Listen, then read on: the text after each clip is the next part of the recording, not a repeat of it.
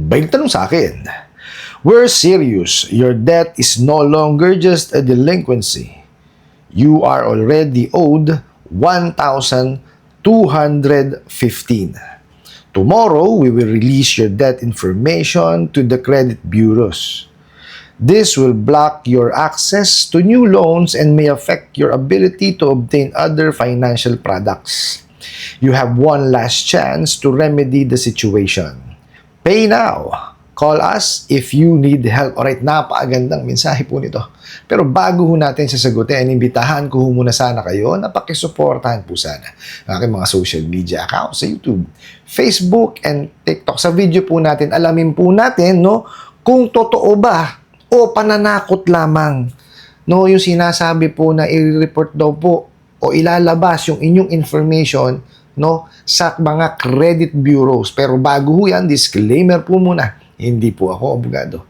Ako po ay maniningil. Lahat po na sinasabi natin sa ating mga video is based on my experience at syempre po sa ating pong pagsaliksik at pagtatanong sa mga kaibigan po nating abogado. At isa pa po, hindi ko po kinukonsinti ang hindi pagbabayad ng utang dahil ang utang ay responsibilidad at obligasyon na dapat po nating bayaran. Ang hindi po ako pabor ay doon sa maling pamamaraan ng pautang at maling pamamaraan ng paniningil. Sagutin po natin yung pinadala niyo pong mensahe. Pero bago ho yan, i-shout out ko lamang po yung ating brother na si Ryan De La Cruz. Brother, kasama ko po siya sa Knights of Columbus. So, brother, shout out sa iyo sa kita tayo next week So tuloy po natin yung pagsagot po dito sa katanungan. So anuin natin siya, tawag dito, himayin natin siya para po malaman natin kung may katotohanan tong na to. Kasi sabi po sa we're serious. Wow, talaga naman, 'di ba? Ibang klase mga datingan. Nakita nyo yung purpose nung nilagay niya na we're serious. Kasi may psychological intimidation na ginagawa. Kasi pagka nakita mo yun, di ba, we're serious, seryoso itong mga to. Lalo kung walang alam sa mga ganyang klase ng mensahe, patatakot. Kasi psychological intimidation ang ginagawa. Nakikita nyo, di ba? Magagaling sa ganyan yung mga yan, pero di marunong maningil. Okay, sunod po, Ang sabi niya, your debt is no longer just a delinquency. Okay? You are already owed 1,215. Medyo may grammatically wrong siya. Bakit? Kasi you are already owed 1,215. Parang mali. Parang dapat you already owe 1,215. Parang ganun dapat. Tsaka your debt is no longer just a delinquency. Ano pa ba mas mataas sa delinquent? Di ko kayo maintindihan di ba? Kaya halatang hindi marunong maningil. Ano pa tataas doon? Problematic? Ba't sasabihin nyo? Di ba? Hindi nyo alam kung paano mag-age ng ng account Di ba? Joseph, hindi siya delinquent. Siya? Di ba? Pwede yung problematic. Di ba? Pero sasabihin mo, you are already owed. Anong ibig mong i-imply? Diba? So, maliwanag po na walang alam sa paggagawa o pagkukompose ng message tong mga to. Tuloy po natin. So, sabi niya, tomorrow, we will release your debt information to the credit bureaus. Wow, talaga naman. Well, may naman po, may katotohanan naman yan. Kaya lang, okay? Ito po yan, Hindi naman lahat ng OLA, is nakakapag-report or nakakapag-access sa CIC o sa mga credit bureaus. Kasi po, unang-unang requirement dyan, dapat yan registered. Kung itong bugo katapusan ng online lending apps nyo po, hindi rehistrado, paano makakapag-report yan? Di po ba? Yes, sa batas po natin, kailangan talaga yan. Kasi meron po tayong tinatawag na KISA, yung Credit Information System Act. So, nung nailabas po yan, nung naging batas yan, ginawa ngayon po, yung CIC.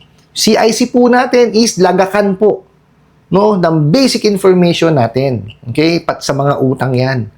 Okay? Yung mga miyembro po niyan, o yung mga kasapi po niyan, dalawang klase. Pwedeng accessing entity, pwedeng submitting entity, or pwedeng both. Now, meron din po yung may mga special access. Ito po yung mga gumagawa ng mga credit scores, no? Yun po yun, no? Kaya wag ho kayong matakot agad. I-check nyo po muna kung yan po bang bugo katapusan ng online lending apps na nahiraman po ninyo ay rehistrado. Kasi kung hindi rehistrado yan, definitely, hindi po yan makakapag-report. Okay? So, paano nyo po i-check yan sa SEC po? Dapat yan incorporated. No, pagka po kasi sinabi incorporated, isa po yung organisasyon. Okay, rehistrado dapat yan sa SEC. Pangalawa, kailangan po yan may certificate of authority para yan makapagpautang. Ngayon, pangatlo, kung OLA yan, kailangan po yan kasama sa recorded online lending platform para po yan transact online. O, tatlo ho yun. Now, kung talagang gusto nyong malaman, no, na kung mai-report ba kayo, no, sa mga credit bureau o sa CIC, i-check nyo po sa website din ng CIC. Kung submitting entity, yan, dalawang klase yan, submitting entity or accessing. Pag sinabi pong submitting entity, ito po yung mga nagsasubmit ng information natin.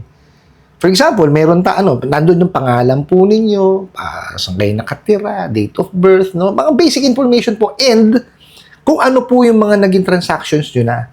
Meron ba kayong hindi nabayaran? Yun po, kasi buwan-buwan po sinasubmit yan eh. Okay? Ano po yan? Required po yung mga miyembro o submitting entities po na magbigay niyan buwan-buwan sa CIC. Kasi kailangan na-update yung record dun eh. Okay? So, ganun dapat po ha. O sige, tuloy po natin. Naknanteting itong mga to. Sabi po, this will block your access to new loans. Pagka daw po na-report kayo sa sa mga credit bureaus, mabablock daw po yung access nyo sa mga new loans. Ha? Hindi ho mabablock. Wala hong karapatan mag-block po yung mga credit bureaus. Okay? Sila po, ulitin ko, lagakan. Ngayon, yung mga may access po, no? Sila pa rin po ang magdi-decide kung pautangin kayo o hindi. Okay, let's say, sige, may record kayo, na-access nila, di ba? Nakita nila. Meron kayo, let's say, hindi nabayaran mga utang. Okay? It's still their decision kung pahihiramin kayo o hindi. Hindi naman automatic na meron kayong utang na hindi nabayaran sa CIC, no, sa record ng CIC, hindi na kayo papautangin kagad. Hindi po. And take note na hindi ho yan binablock. Okay? Wala pong blacklisting na sinasabi dyan. Okay, yung may mga access, nakikita nila, no, yung basic information para sila po makapag-decide kung pahiramin kayo o hindi. Now, it's still up to them. Decision nila yun eh. Kung gusto kong pautangin ng mga lending or financing or even OLAs, better, di ba? Ngayon, kung ayaw, okay lang din, di ba? Kaya nga meron nun eh. Kaya ginawa pong batas yan eh. Okay, so tuloy po natin. Tapos, ito, may nakalagay, last chance. Talaga naman. Pay now. Binibigyan kayo talaga ng ng mga urgency. Yung mga classic na laging sinasabi, di ba? Last chance, pay now. Okay? Ito lamang po sasabihin ko sa inyo, no? Nahiram po natin 'yan. Okay? And it's our obligation to pay it. Okay, now, ito po 'yan kasi may mga nababasa po ako, no, at may mga nagko-comment, no, na nagpunta raw po sila sa mga sangay po ng gobyerno natin na tumutulong po sa atin sa pagpuksa niyang mga yan. May sinasabi daw po sa kanila na huwag niyo nang bayaran, naharas na kayo. Okay? It's still your decision po. Yan ho sasabihin ko sa inyo. Kasi po, it's our obligation to pay. Nakautang ho tayo eh. Okay? Ngayon siguro baka kaya po nasabi yun, no, nung pong nakausap nung tao na yon na nabasa ko nga is because para mapakampante lang muna, di ba? Pero sa akin ho kasi, hindi ho kasi kayang i-resolve ng mali, yung isa pang mali. Di ba? Kasi tingnan nyo, hinaras kayo. Di ba? Hindi nyo babayaran. Hindi ho eh, kasi ang ano po dito, ang usapin dito, yung nahiram. So, kailangan bayaran. Now, kung hinaras po kayo, i-report natin. No? Idulog po natin doon sa mga kinauukulan. SEC, no? NPC, BSP, PNP, NBI, tsaka po PAOK. Diba? Sila ho ang dyan, sila ho ang gagawa ng action dyan. Okay? Or, mas mainam, kumonsulta po tayo sa abogado kung ano po yung pinakamagandang gawin. Di po ba? Hindi na yung makikinig tayo sa ibang tao na naharas ka na huwag mo nang bayaran. Hindi ho ganun yun. It doesn't work that way. Nahiram po natin eh. Kaya nga, di ba, lagi kong sinasabi, pagka yan illegal, bayaran nyo lang kung magkano yung dinisburse sa inyo. Okay, now, kung yan legitimate, makipag-usap kayo. Ngayon, kung babalagbagin pa rin kayo ng pakikipag, saan tabi nyo? Kasi mas mahalaga po yung peace of mind natin eh. Di ba? Actually, this is one reason kaya ako ginawa po itong paggagawa ng ganitong klase ng mga video. Kasi po, gusto kong makatulong doon sa mga tao na may anxiety at depression. Okay? Yan po yung ating intention dito. Kasi yung iba, lagi nilang sinasabi na, lagi mo gusto mo pagbayarin lang, pakawala ka ng mga ola. Hindi ho ko pakawala ng ola. Yan ho, nakakapagtaka. No? Bakit kailangan nilang sabihin na ako pakawala ng ola? Hindi ho ako pakawala ng ola. Okay? Ako ho, ginagawa ko ho ito, sabi nga sa inyo, is kawang gawa. Okay? Kumbaga, wala naman sa akin, nagpumilit eh. Talagang naawa lang po ako na napakarami po akong nabasa at nabalitaan talagang may mga nagbubuwis ng buhay. Di po ba? Ayoko ho kasi nung gano'n dahil sa utang magkakaganon. Di po ba? Ginagawa natin to para ma-expose po yung mga abusive ways and tactics po nito mga bugo katabusadong online lending apps. Siyempre, gusto ko rin po i-explain sa inyo kung ano ba yung tamang gawin. Di po ba? Kasi kailangan nating balansehin yung accountability and fairness. No, hindi po pwedeng di ba? So kailangan 'yun eh. Tapos syempre, kailangan nating malaman yung mga issues na kailangan nating itap, di ba? Kasi ito po maraming mga issues 'yan. Okay? Kasi marami yung nagme-message sa atin na hindi mo sinasagot yung ko. Sabi ko nga, ulitin ko po, two videos ago, sinagot ko na ho yan, pero ulitin ko, hindi ko kaya sagutin yan isa-isa. At isa-isa kayong sagutin. Okay? Kukunin ko po yun, yung message nyo na yun, at sasagutin ko po sa video para marami po, ang makapanood, at kung kung baga, naranasan nila, at least nasagot natin.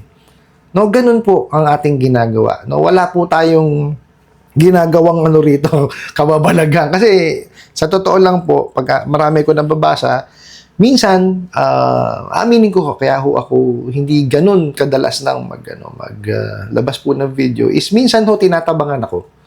Kasi nga, doon sa nababasa ko. Kaya lang, syempre, kailangan ko pong ipaglaban, yung tama Diba? Sabi nga ho sa inyo, ang sa akin, i-expose natin yung mga maling ginagawa, tapos explain natin yung mga tamang dapat gawin.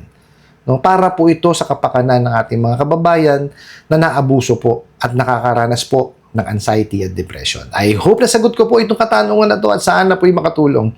Maraming salamat po sa inyong walang sawang pagsuporta at panonood sa aking mga video. Maraming salamat po sa inyong pag-like, pag-share, pag-comment at pagtatanong. And kunin ko na rin po itong opportunity na ito na imbitahan po sana kayo. Napakisuportahan po sana aking mga social media accounts sa YouTube, Facebook, and TikTok. Hanggang sa muli po. Yun lang.